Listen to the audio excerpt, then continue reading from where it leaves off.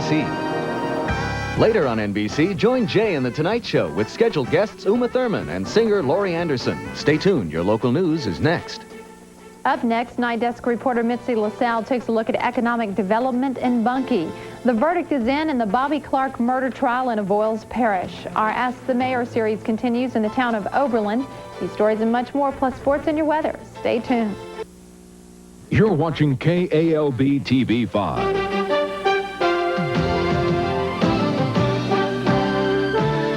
Live from the news leader of Central Louisiana. The latest news with Steve Coco and Marlene Hilton.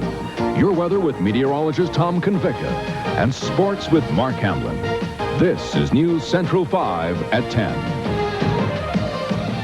Good evening, everybody. Thanks for staying up late with us tonight. A jury in Avoyelles Parish has found Bobby Clark guilty of second-degree murder.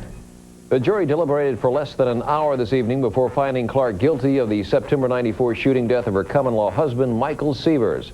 Clark, who is from Beldo, claims she shot Severs in self-defense. This is not Clark's first time in court.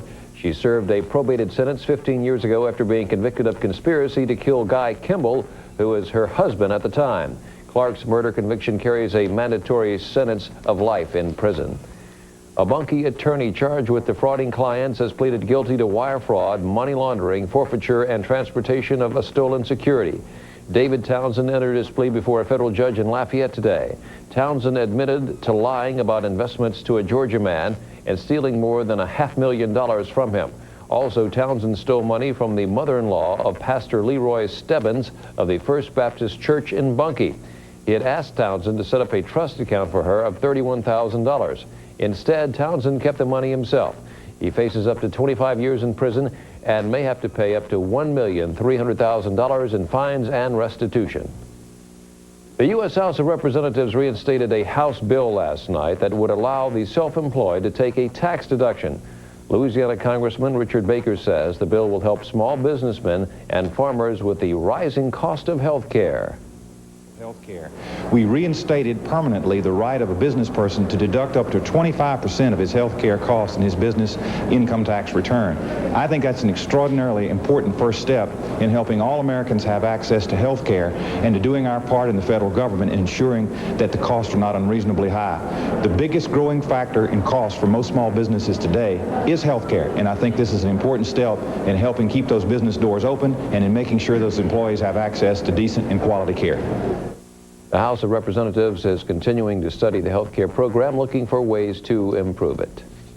A local woman will be honored during the Louisiana Special Olympics Award ceremony in New Orleans on March 11th. 25-year-old Sherry Johnston from the Alexandria-Pineville area is a finalist in the Outstanding Female Special Olympian category. The awards program will be held at Hotel Intercontinental on St. Charles Avenue. The affair honors the courage, sacrifice, and commitment of the special athletes. The Alexandria Regional Port will soon have heavy lifting capabilities. Today, the Port Authority approved construction of a bridge crane. Authority members spent the last few months visiting similar-sized ports all over the country. The $249,000 bridge crane will be used to load and unload shipments through the Port of Alexandria. To ports all up and down the Mississippi, on the Tennessee-Tombigbee Waterway and the Arkansas Waterway, and ask operators if they had a choice and limited funds, what would they build first? And without exception, they said they'd put in the bridge crane. And this is where we came up with making the decision to do so. Authority members also discussed an upcoming military shipment. The Florida National Guard is planning to use the port sometime in June. Various community groups and citizens of the town of Bunkie met tonight to target and discuss major areas of concern for the community. Mitzi LaSalle joins us now to tell us about what happened at that meeting. Mitzi, how'd it go? Well, Steve, this was the first meeting of many to be held as part of a new economic development program in the town. Also during the meeting, they discussed the formation of the Bunkie Community Development Corporation, an organization operated by local residents for the community. That's what I really think. Bunkie citizens came together to figure out what they can do to improve their community. Bunkie has many critical problems that we're faced with, and we decided to develop an economic community development package to improve the community. The Extension Service has been existing for 23 years, and these are some of the issues and problems that the clientele have stated to me that they would like to see changes brought in communities. Some of the issues discussed were better housing, creating jobs, preventing crime, and youth activities. Citizens at the meeting are excited and ready to work. We would need the community to get behind us and back us up and let us work together. We can only get the job done if we stay together and work in unity. Organizers say it will be about 8 months from now before the community will reap the benefits of the program. Steve, there are only 4 other CDC programs in the state of Louisiana, and they say with the support of the community that they've been very successful. All right, good news. Thanks, Mitzi. Ask the Mayor is in Allen Parish tonight in the town of Oberlin. The questions are posed to Mayor Phil Beard. Phil, do you think the casino is going to help the economic situation here in Oberlin? I hope it does.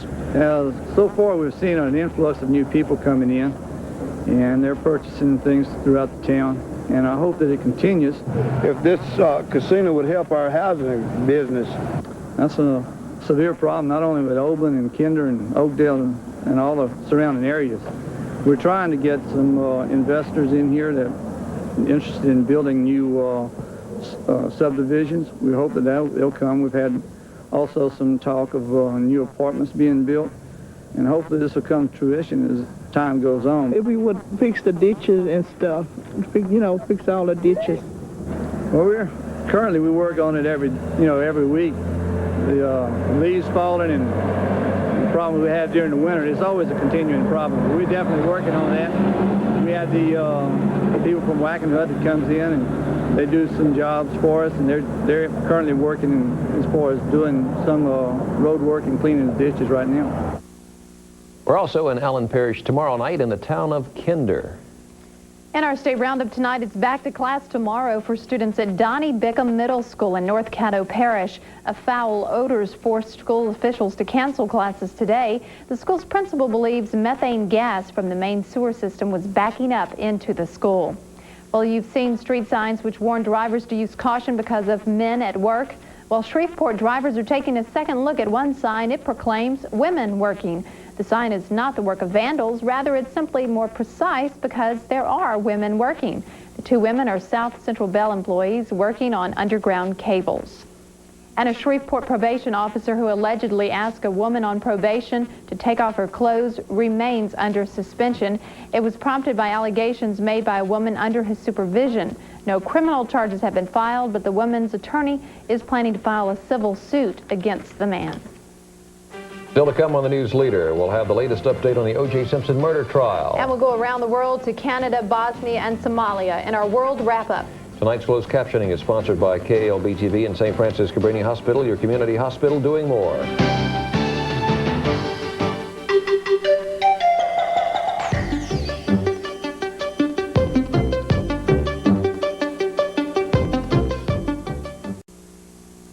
O.J. Simpson's lawyers cross-examined one of the lead investigators in the case today and focused on mistakes made by police.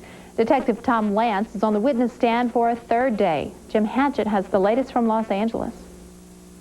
Defense lawyers want the jury to believe police negligence should raise reasonable doubt about O.J. Simpson's guilt.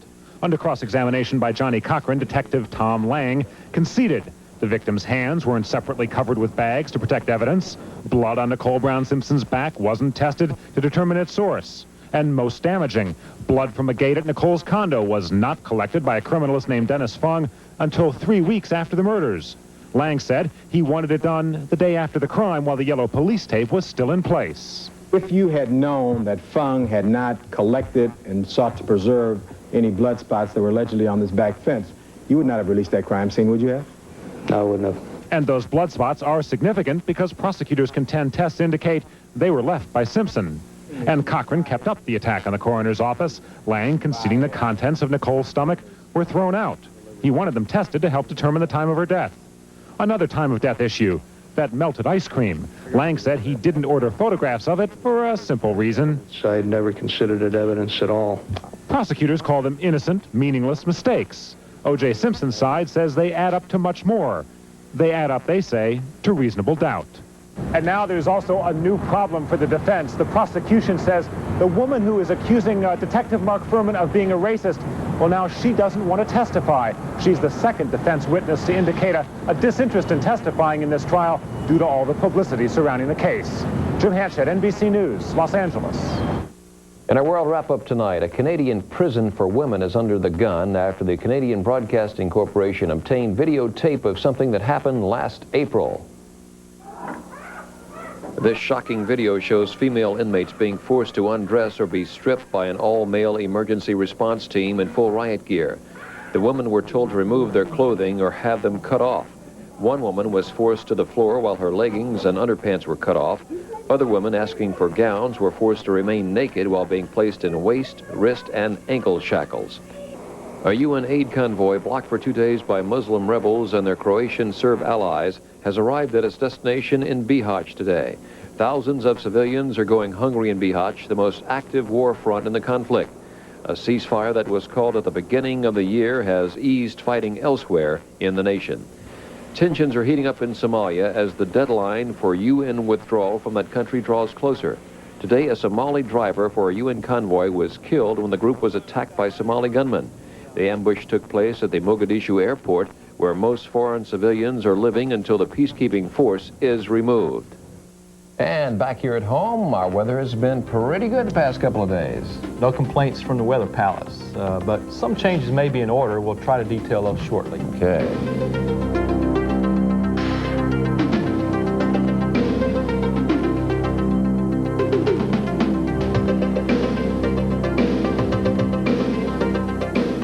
Before you invest a dime, invest 10 minutes with Marquee Investments Incorporated and ask about Marquee Funds, a complete family of mutual funds managed by First NBC, a subsidiary of First Commerce Corporation.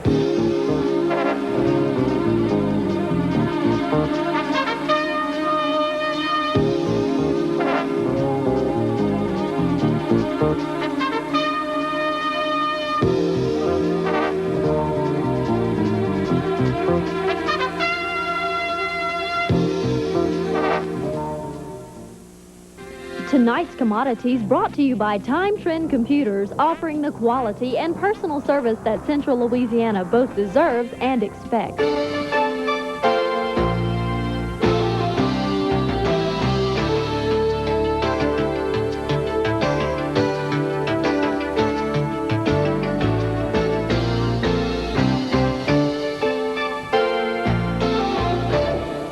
You're watching KALB-TV, the news leader in Central Louisiana. Stay tuned for more news, the weather, and sports. It's mostly cloudy, temperature 59 here at the station, 60 in Pineville. The relative humidity is 46%, so the low areas of the atmosphere are still pretty dry. Barometer is falling a bit after rising this evening. We read 30.13, a south-southeast wind at 5, and no rainfall here at the station today. As we take a look at some of the low temperatures across the region, it was a pretty chilly start, right on target for our forecast of about 38 average. That's about what happened.